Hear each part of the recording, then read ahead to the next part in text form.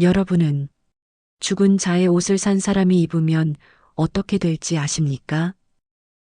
지금부터 들려드릴 이야기는 실제로 일어난 일입니다. 한적한 시골 마을의 75세 할머니. 그녀는 자신의 5살 손녀에게 수의로 만든 옷을 입혔습니다. 그 이유는 단 하나. 복수? 옷을 입은 첫날 밤부터 아이는 비명을 지르기 시작했습니다. 매일 밤 새벽 3시마다 울려 퍼지는 절규 소리. 으아! 안 돼요! 가지 마요! 병원에 가도 원인을 알 수 없었습니다. 하지만 할머니만은 아이의 고통스러운 모습을 보며 기묘한 쾌감을 느꼈습니다. 2주 후 진실이 밝혀졌을 때 모든 사람들은 경악했습니다. 그런데 이야기는 여기서 끝나지 않습니다. 저주에는 반드시 대가가 따르거든요. 과연 이 가족에게 무슨 일이 일어났을까요? 그리고 할머니의 운명은? 지금부터 당신의 상식을 뒤흔들 충격적인 실화가 시작됩니다. 여러분, 이 이야기가 궁금하시다면 좋아요와 구독 부탁드려요. 경상북도의 한적한 산골 마을. 새벽 5시 수십 년 같은 시간에 일어나는 여자가 있었습니다. 이정순, 75세. 구부정한 어깨, 거친 손. 하지만 아직도 누구보다 부지런한 할머니였죠. 또 하루가 시작이구나. 정수는 작은 한숨과 함께 부엌으로 향했습니다. 40년 넘게 지켜온 이 집, 40년 넘게 해온 아침 준비. 하지만 요즘은 뭔가 달랐어요. 톡톡톡. 도마 위에서 물을 써는 소리만이 정적을 깼습니다. 예전 같으면 아들 내외와 손녀의 웃음소리로 가득했을 이 시간. 하지만 지금은 그저 고요했어요. 불편한 고요였죠. 엄마, 민지 유치원 도시락 싸주셨어요? 며느리 수진의 목소리였습니다. 차갑고 사무적인 톤. 정순의 가슴이 살짝 아팠어요. 응. 싸뒀어. 부엌에. 고마워요. 짧은 대답과 함께 수진은 다시 방으로 들어갔습니다. 인사도 눈맞춤도 없었죠. 정수는 도시락을 들여다봤습니다. 정성스레 만든 계란말이, 예쁘게 썬 무나물, 손녀가 좋아하는 김치볶음밥. 하지만 이 정성을 알아주는 사람은 아무도 없었어요. 민지야, 할머니 안녕 인사 안 해? 안녕히 계세요. 할머니, 5살 손녀 민지의 인사마저 어색했습니다. 엄마의 눈치를 보는 것 같은 그런 인사였어요. 정수는 창문 너머로 사라지는 며느리와 손녀의 뒷모습을 바라봤습니다. 그때는 아무도 알지 못했습니다. 이 작은 소외감이 얼마나 큰 변화를 가져올지. 오후 3시 정수는 동네 경로당으로 향했습니다. 어머, 정순 언니 왔네. 언니, 오늘 왜 이렇게 기운이 없어 보여? 친구들의 관심 어린 목소리. 그나마 이곳에서는 자신을 알아봐주는 사람들이 있었어요. 그냥 집에서 좀 답답해서. 또 며느리 때문이야? 요즘 젊은 것들은 정말. 아니야, 그런 게 아니야. 하지만 정순의 목소리에는 힘이 없었어요. 근데 언니, 손녀 민지는 어때? 예쁘지? 응, 예뻐. 근데 정수는 말을 멈췄습니다. 무엇을 말해야 할지 모르겠더라고요. 사실 요즘 민지는 할머니를 피하는 것 같았어요. 예전처럼 달려와서 할머니 하며 안기지도 않고 같이 놀자고 조르지도 않았죠. 엄마가 할머니랑 너무 가까이 하지 말라고 했어. 며칠 전 민지가 중얼거린 말이 정순의 가슴을 찔렀습니다. 언니, 괜찮아? 응, 괜찮아. 하지만 괜찮지 않았어요. 전혀. 집으로 돌아가는 길, 정수는 골목길에서 이상한 것을 봤습니다. 검은 고양이 한 마리가 자신을 빤히 쳐다보고 있었어요. 노랗고 이상한 눈빛으로, 마치 뭔가를 말하려는 듯한 표정으로. 쉿. 정순이 손을 흔들자 고양이는 사라졌습니다. 하지만 그 눈빛은 왠지 잊혀지지 않았어요. 그 순간 정수는 알지 못했습니다. 그 고양이가 앞으로 일어날 일들의 전령사 같은 존재였다는 것을. 며칠 후 정순의 마음속에 쌓여있던 감정이 폭발했습니다. 민지야, 할머니랑 같이 TV 볼까? 안 돼요. 엄마가 할머니랑 있으면 안 된다고 했어요.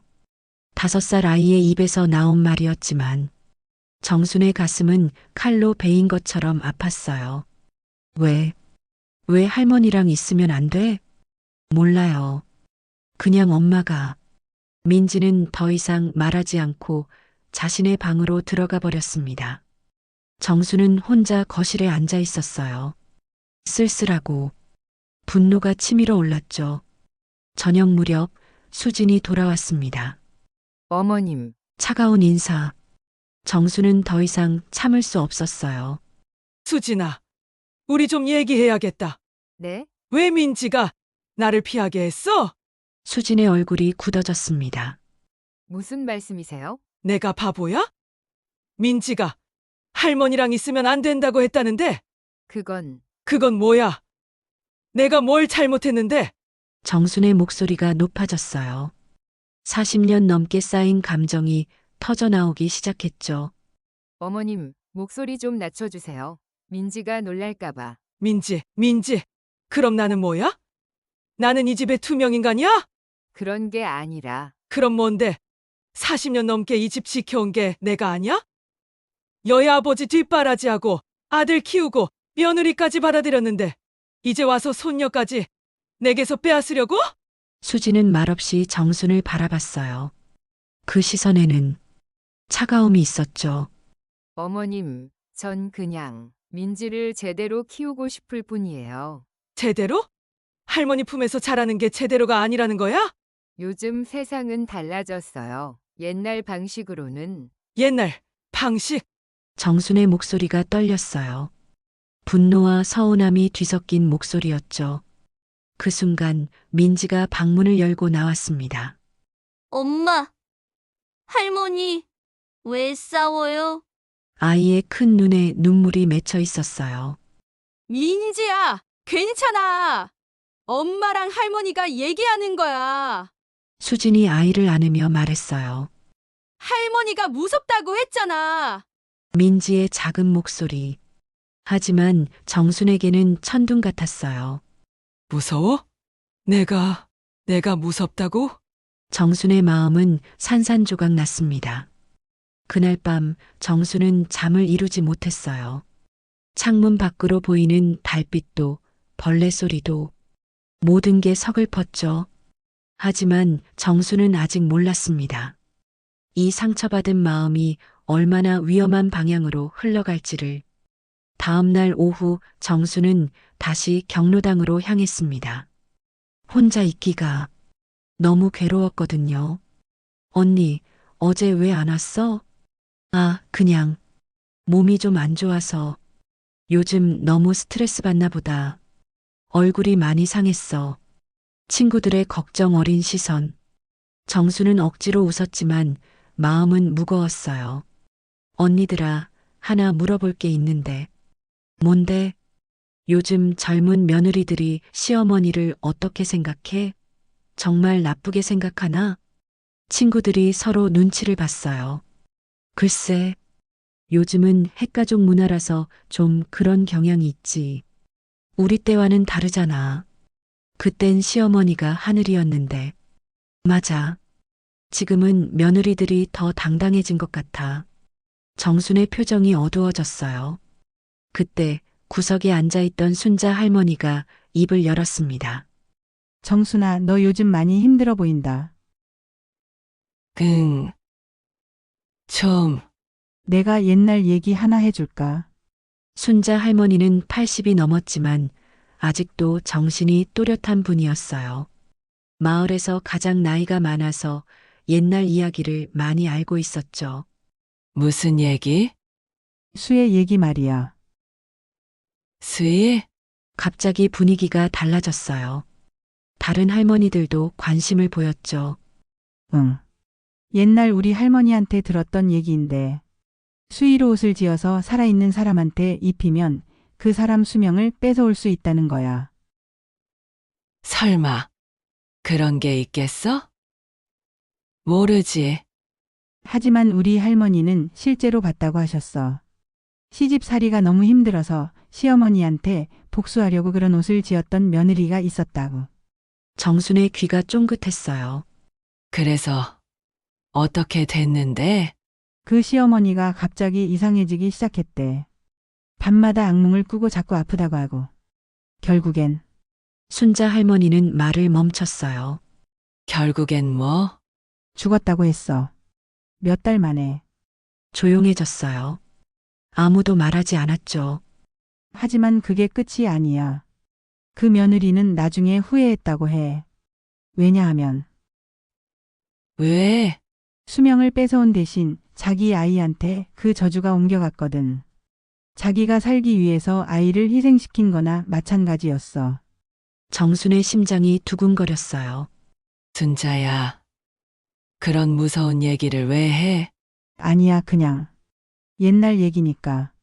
하지만 정순의 머릿속에는 그 이야기가 계속 맴돌았어요. 수의, 저주, 복수. 그런데 순자야, 만약에 그런 옷을 정말로 만든다면 어떻게 만드는 거야? 왜 설마 너? 아니야. 그냥 궁금해서. 순자 할머니는 주변을 둘러보더니 작은 목소리로 말했어요. 한복집에서 수의용 천을 사서 밤에 혼자서 만드는 거야. 그런데 만들 때 계속 그 사람을 저주하는 마음으로 만들어야 한다고 했어. 한 땀 한 땀 원한을 담으면서. 정순의 눈빛이 이상하게 빛났어요. 집으로 돌아가는 길, 정순은 마을 한복집 앞을 지나치게 되었습니다. 평소라면 그냥 지나쳤을 텐데 오늘은 발걸음이 멈춰졌어요. 쇼윈도 안에 걸린 천들, 그 중에서도 흰색 천이 유난히 눈에 들어왔죠.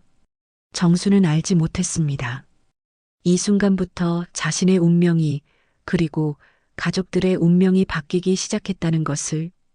그날 밤 정순은 잠들지 못하고 뒤척였습니다. 순자 할머니의 이야기가 계속 머릿속을 맴돌았어요. 수의, 저주, 복수, 말도 안 되는 소리야. 그런 게 어디 있어? 스스로에게 말했지만 마음 한편으로는 궁금했어요. 정말로 그런 방법이 있다면? 새벽 3시 정수는 일어나서 거실로 나왔습니다. 조용히 며느리와 손녀의 방을 바라봤죠. 저 안에서 평화롭게 잠들어 있을 두 사람. 자신을 무시하고 소외시키고 심지어 무섭다고까지 말한 사람들. 40년 동안 내가 뭘 했는데. 중얼거리는 정순의 목소리에는 분노가 섞여 있었어요. 다음 날 오후 정순은 한복집 앞에 서 있었습니다. 어서 오세요, 어르신. 저 천 좀 보려고 하는데요. 어떤 천을 찾으세요? 정순은 망설였어요. 하지만 수의용 천 있나요? 한복집 사장의 표정이 조금 굳어졌어요. 수의요? 혹시 누가 돌아가셨나요? 아니요. 미리 준비해 두려고요. 아, 그러시군요. 잠깐만요. 사장은 안쪽에서 흰 천을 가져왔어요. 만지면 차가울 것 같은 이상한 기운이 느껴지는 천이었죠. 이거 얼마예요? 이 정도면 10만 원 정도 할 것 같은데요. 10만 원. 정순에게는 적지 않은 돈이었지만 포장해 주세요. 집으로 돌아온 정순은 천을 방 구석에 숨겨두었어요. 아무도 모르게. 그리고 그날 밤부터 이상한 꿈을 꾸기 시작했어요. 꿈속에서 정순은 바느질을 하고 있었어요. 하얀 천에 검은 실로 뭔가를 만들고 있었죠. 한 땀 한 땀 바느질할 때마다 마음속에서는 분노가 솟아올랐어요. 너희들이 나를 무시했으니까 나도 이제 보여줄게. 내가 얼마나 무서운 사람인지. 꿈에서 깬 정수는 식은땀을 흘리고 있었어요. 무슨 꿈을 이렇게. 하지만 그 꿈은 매일 밤 반복되었어요. 점점 더 생생하게, 점점 더 구체적으로. 일주일 후 정수는 결심했습니다. 한번 해보자. 그날 밤 11시 집안이 조용해지자 정수는 숨겨둔 천을 꺼냈어요. 그리고 바느질 도구들도. 민지가 입을 만한 크기, 작은 옷. 이게 정말 효과가 있을까? 하지만 이미 시작했어요. 첫 번째 바늘땀을 넣는 순간 돌이킬 수 없다는 걸 알았죠. 한 땀 한 땀 바느질하면서 정순의 마음속에는 복잡한 감정들이 소용돌이쳤어요. 분노, 원한, 그리고 묘한 쾌감. 이제 너희들도 내 기분을 알게 될 거야. 밤새도록 계속된 바느질. 정순의 눈에는 이상한 빛이 돌았어요. 새벽 5시 드디어 완성되었습니다. 작고 예쁜 아이 옷. 겉으로 보기에는 평범한 한복 같았지만 그 안에 숨겨진 것은 누구도 상상할 수 없었죠. 정수는 완성된 옷을 들여다봤어요. 이제 입혀만 주면 되는구나. 하지만 그때는 몰랐습니다.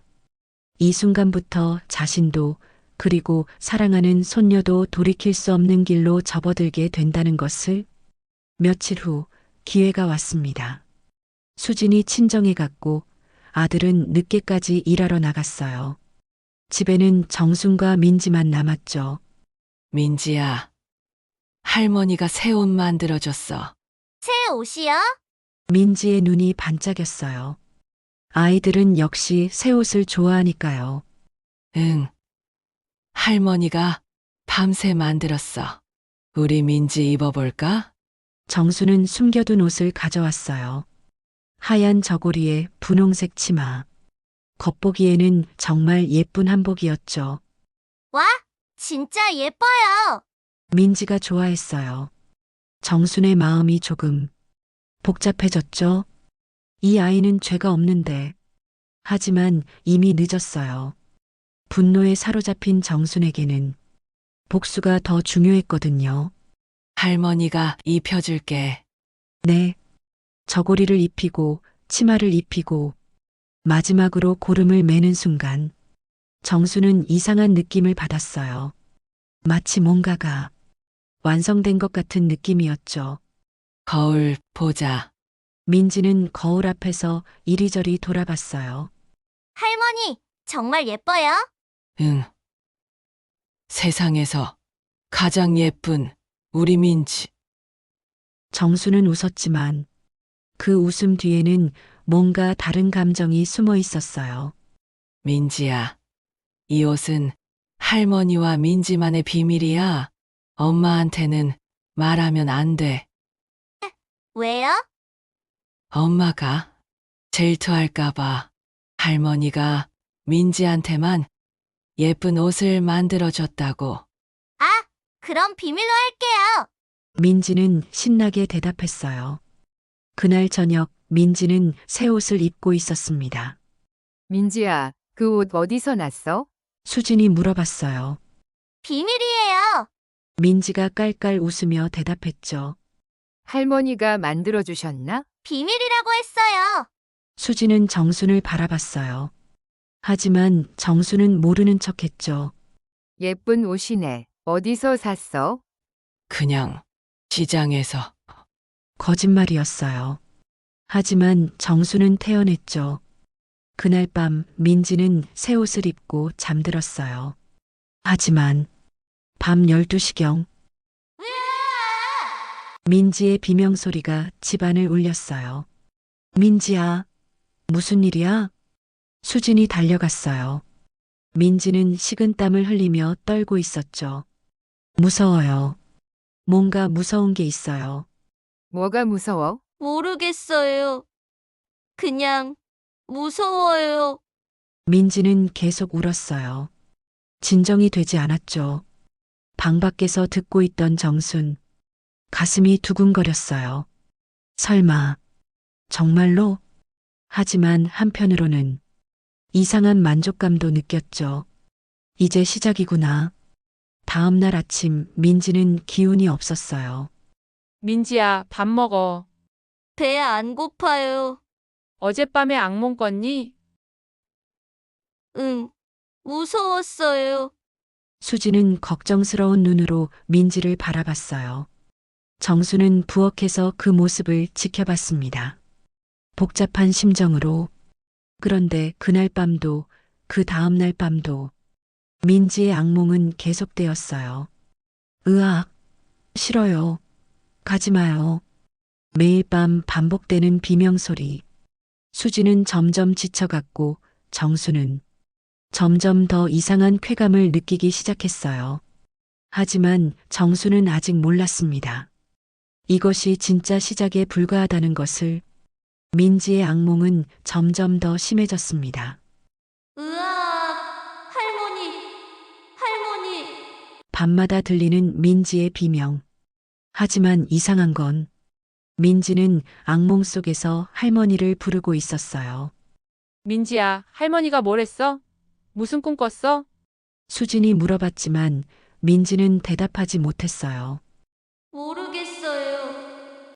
그냥 무서워요. 일주일이 지나자 민지는 눈에 띄게 야위었어요.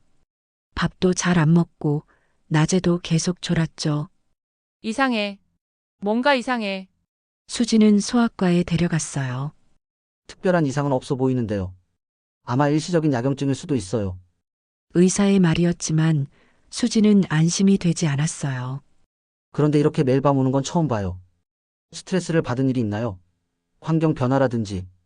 스트레스. 수지는 생각해 봤어요. 최근에 바뀐 게 있었나? 그때 문득 민지가 입고 있는 한복이 떠올랐어요. 민지야, 그 옷. 언제부터 입기 시작했지? 할머니가 만들어주신 날부터요. 할머니가 만들어준 날이 언제야? 기억 안 나요. 하지만 수지는 기억했어요. 민지가 그 옷을 입기 시작한 때와 악몽이 시작된 때가 같다는 것을. 그날 밤 수지는 정순에게 물어봤어요. 어머님, 민지 옷 언제 만들어주셨어요? 옷. 무슨 옷? 민지가 요즘 입고 있는 한복이요. 정순의 표정이 살짝 굳어졌어요. 그냥 며칠 전에. 그 옷 입기 시작하고부터 민지가 악몽을 꿔요. 그럴 리가. 옷이랑 무슨 상관이 있어? 하지만 수진의 의심은 커져갔어요. 그날 밤 또다시 으악, 안 돼요. 가지 마요. 민지의 비명소리. 수진이 달려가서 민지를 깨웠어요. 민지야, 무슨 꿈 꿨어? 엄마한테 말해봐. 민지는 떨면서 말했어요. 할머니가 웃고 있었어요. 할머니가 웃는 게 무서워. 네, 무섭게 웃고 있었어요. 그리고 그리고 뭐? 이 옷을 벗으면 안 된다고 했어요. 벗으면 민지는 더 이상 말하지 못하고 울음을 터뜨렸어요. 수진의 등골에 오한이 흘렸어요. 설마 이 옷이? 다음 날 아침 수진은 결심했어요. 민지야, 이 옷 좀 벗어보자. 안 돼요. 할머니가 벗으면 안 된다고 했어요. 왜? 왜 벗으면 안 돼? 모르겠어요. 그냥 무서워요.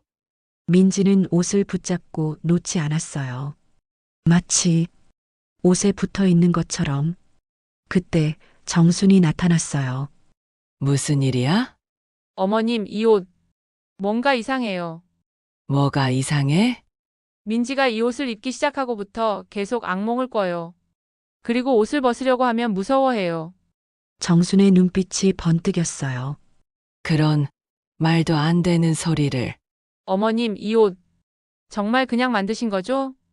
정수는 잠시 말을 못했어요. 그 순간 수지는 확신했어요. 뭔가 있다는 것을. 민지야, 엄마가 벗겨줄게. 안 돼요. 하지만 수지는 강제로 옷을 벗기기 시작했어요. 그 순간 민지가 비명을 지르며 경련을 일으켰어요. 민지야, 민지야. 아이는 의식을 잃었어요. 정수는 그 모습을 보며 이상한 쾌감을 느꼈어요. 효과가 있구나. 정말로. 하지만 동시에 뭔가 잘못되었다는 불안감도 느꼈죠. 119에 신고하고 민지를 병원으로 데려갔어요. 하지만 의사들도 원인을 찾지 못했죠. 검사 결과로는 이상이 없는데 일시적인 쇼크 상태인 것 같습니다. 민지는 하루 만에 의식을 되찾았지만 더 이상 그 옷을 벗으려 하지 않았어요. 아니, 벗을 수가 없었어요. 마치 옷이 몸에 달라붙어 있는 것처럼.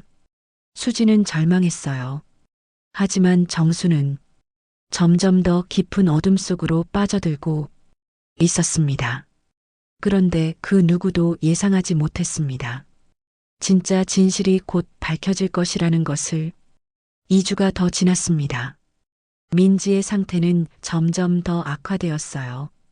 밤낮 없이 악몽에 시달렸고 음식도 거의 먹지 않았죠. 수지는 지쳐갔어요. 남편에게도 말했지만 남편은 믿지 않았거든요. 옷 때문에 그럴 리가 없어. 그냥 스트레스야. 여보, 정말 이상해. 그 옷을 입기 전까지는 괜찮았다고. 엄마가 손녀한테 그런 짓을 할 리 없잖아. 남편도 어머니의 편이었어요. 수지는 혼자였어요. 아무도 자신을 믿어주지 않았죠. 그러던 어느 날 민지의 외할머니가 찾아왔어요. 어머나, 민지가 왜 이렇게 됐어? 어머니, 도와주세요. 민지가 이상해요. 수지는 울면서 상황을 설명했어요. 외할머니는 민지를 자세히 살펴봤어요. 창백한 얼굴, 핏기 없는 입술, 그리고 이 옷 언제부터 입었어? 2주 전부터요. 시어머님이 만들어주신 건데. 외할머니는 옷을 만져봤어요. 그리고 냄새를 맡았죠. 이상하다. 뭐가 이상해요? 이천. 냄새가 이상해.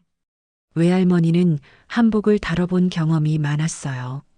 젊을 때 한복집을 했거든요. 2,000원. 평범한 한복천이 아니야. 그럼 뭔가요? 외할머니는 천을 다시 자세히 살펴봤어요. 그리고 깜짝 놀랐어요. 이건 수의 천이야. 수이요? 응. 죽은 사람이 입는 옷을 만드는 천이야. 수진의 얼굴이 창백해졌어요. 그런 걸로 왜 아이 옷을? 그때 외할머니의 머릿속에 어릴 때 들었던 이야기가 떠올랐어요. 수진아, 혹시 시어머님이 너한테 원한이 있어? 원한이요? 그냥 사이가 안 좋긴 해요. 얼마나 안 좋아? 수지는 그동안 있었던 일들을 말했어요.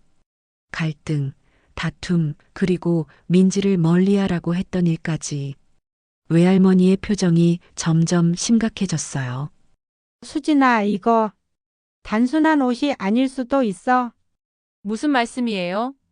옛날에 들었던 이야기가 있어. 수의로 만든 옷을 살아있는 사람에게 입히면 저주가 된다는. 저주요? 응.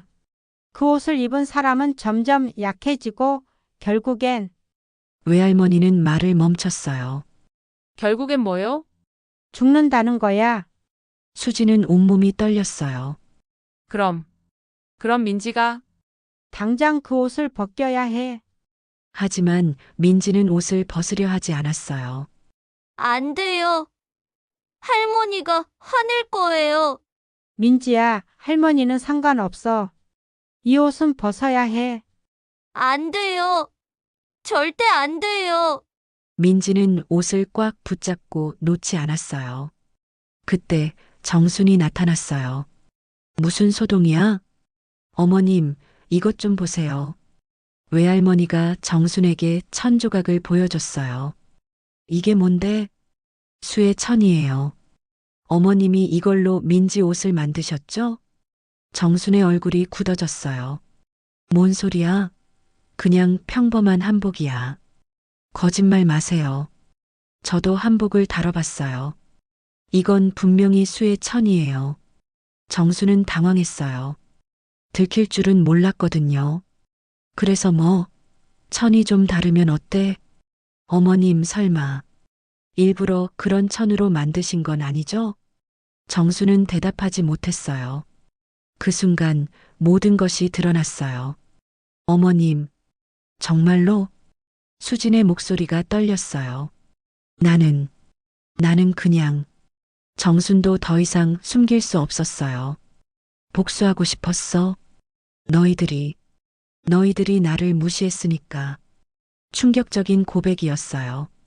할머니가 민지에게 처음엔 정말 단순한 호기심이었어. 그런데 효과가 있으니까 묘한 기분이 들었어. 정수는 모든 것을 털어놓았어요.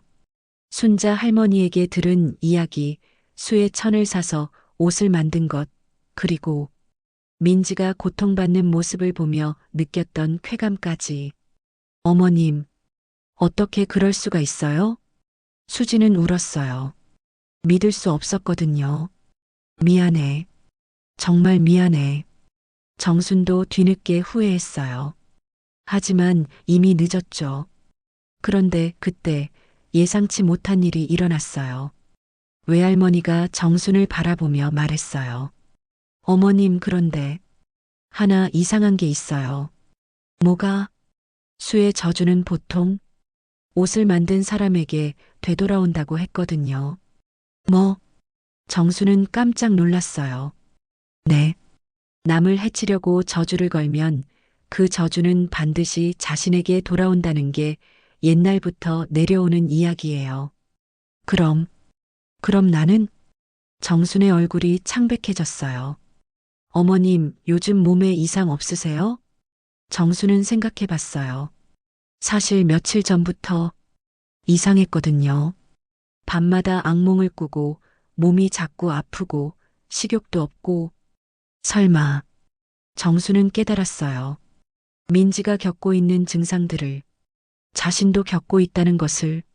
어머님, 저주라는 게 상대방을 해치는 동시에 자신도 해치는 거예요.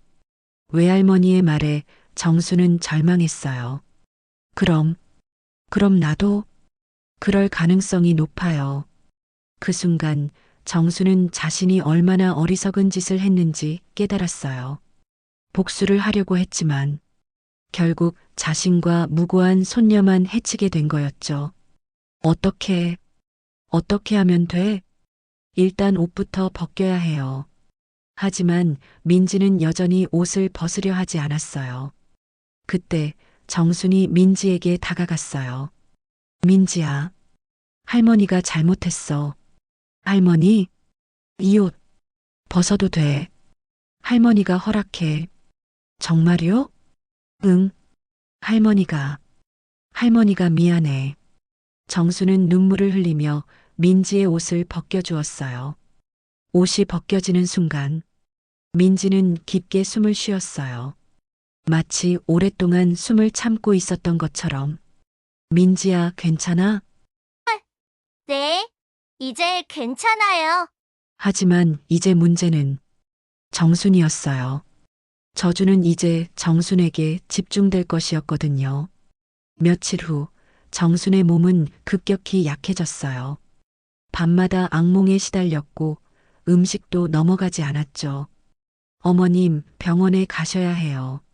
하지만 의사들도 원인을 찾지 못했어요. 검사 결과로는 특별한 이상이 없는데 원인 불명의 쇠약이군요. 정수는 알고 있었어요. 이것이 자신이 저지른 일의 대가라는 것을. 한 달 후 정수는 세상을 떠났어요.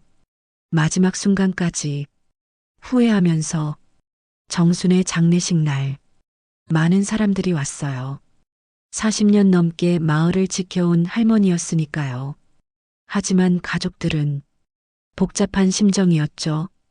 할머니, 왜 그런 짓을 했을까? 민지가 물어봤어요. 이제 5살이지만 뭔가를 느끼고 있었거든요. 할머니는 외로웠던 것 같아. 수진이 대답했어요. 외로우면 그런 짓을 해도 돼요? 아니야. 절대로. 수진은 민지를 안으며 말했어요. 우리는 서로를 미워하면 안 돼. 가족이니까. 그날 밤 수진은 남편과 얘기했어요. 여보, 우리 잘못도 있는 것 같아. 우리 잘못? 어머님을 너무 소외시킨 것 같아. 물론 어머님이 한 짓은 용서할 수 없지만, 그래도 남편도 생각에 잠겼어요. 그래, 우리도 좀 더 배려했어야 했나? 며칠 후 수지는 정순의 방을 정리하다가 일기장을 발견했어요. 마지막 페이지에 적힌 글. 미안하다. 정말 미안하다. 내가 너무 외롭고 화가 나서 돌이킬 수 없는 짓을 했다. 민지야, 할머니를 용서해라. 수진아, 내가 나쁜 며느리가 아니었다. 내가 너무 고집이 세고 이기적이었구나. 이제야 깨달았다. 사랑해야 할 가족을 미워했던 나 자신이 얼마나 어리석었는지. 수지는 울었어요. 미안하고 안타까웠거든요. 그 후로 수지는 다짐했어요. 절대로 가족 간의 미움을 키우지 않겠다고. 그리고 민지에게도 가르쳤어요. 민지야, 가족은 서로 사랑해야 해. 힘들고 화가 나도 미워하면 안 돼. 왜요? 미움은 결국 자기 자신을 아프게 하거든. 민지는 잘 모르겠다는 표정이었지만 고개를 끄덕였어요. 몇 년 후 민지가 초등학생이 되었을 때 엄마, 할머니 꿈 꿨어요. 할머니 꿈을? 네. 할머니가 미안하다고 하셨어요. 그리고 민지를 사랑한다고. 수지는 민지를 안았어요. 할머니도 민지를 사랑했을 거야. 잘못된 방법이었지만 할머니 용서해 드려도 돼요? 응. 용서해줘. 그래야 할머니도 편히 쉬실 수 있어. 그날 밤 민지는 꿈에서 할머니를 만났어요. 할머니는 웃고 있었어요. 무섭게가 아니라 따뜻하게. 할머니, 용서해 드릴게요. 고마워, 민지야. 할머니가 정말 미안했어. 그리고 할머니는 사라졌어요. 평화로운 얼굴로. 여러분, 이 이야기는 우리에게 무엇을 말해주고 있을까요? 가족 간의 갈등은 어느 집에나 있을 수 있습니다. 세대 차이, 가치관 차이, 생활 방식의 차이. 이런 것들로 인해 서로를 이해하지 못할 때가 있죠. 하지만 그 갈등이 미움으로 변한다면 결국 모든 사람이 상처를 받게 됩니다. 특히 오늘 이야기의 정순처럼 복수심에 사로잡히게 되면 가장 소중한 것들까지 잃게 될 수 있어요. 물론 수진에게도 잘못이 있었습니다. 시어머니를 좀 더 이해하고 배려했다면 이런 일은 일어나지 않았을지도 모르죠. 가족이라는 이름으로 서로를 미워하는 것. 그것만큼 슬픈 일이 또 있을까요? 혹시 여러분도 가족과의 관계에서 어려움을 겪고 계신다면 한 번쯤 생각해 보세요. 내가 먼저 이해하고 내가 먼저 사랑한다면 상황이 달라질 수 있지 않을까요? 미움은 미움을 낳고 사랑은 사랑을 낳습니다. 오늘 집에 돌아가시면 가족들에게 사랑한다고 말해보세요. 조금 쑥스럽더라도 그 한마디가 모든 것을 바꿀 수 있을지도 모르니까요. 오늘 이야기가 여러분에게 어떤 의미로 다가왔는지 댓글로 들려주세요. 그리고 구독과 좋아요도 잊지 마시고요. 다음에도 더 의미 있는 이야기로 찾아뵙겠습니다. 감사합니다.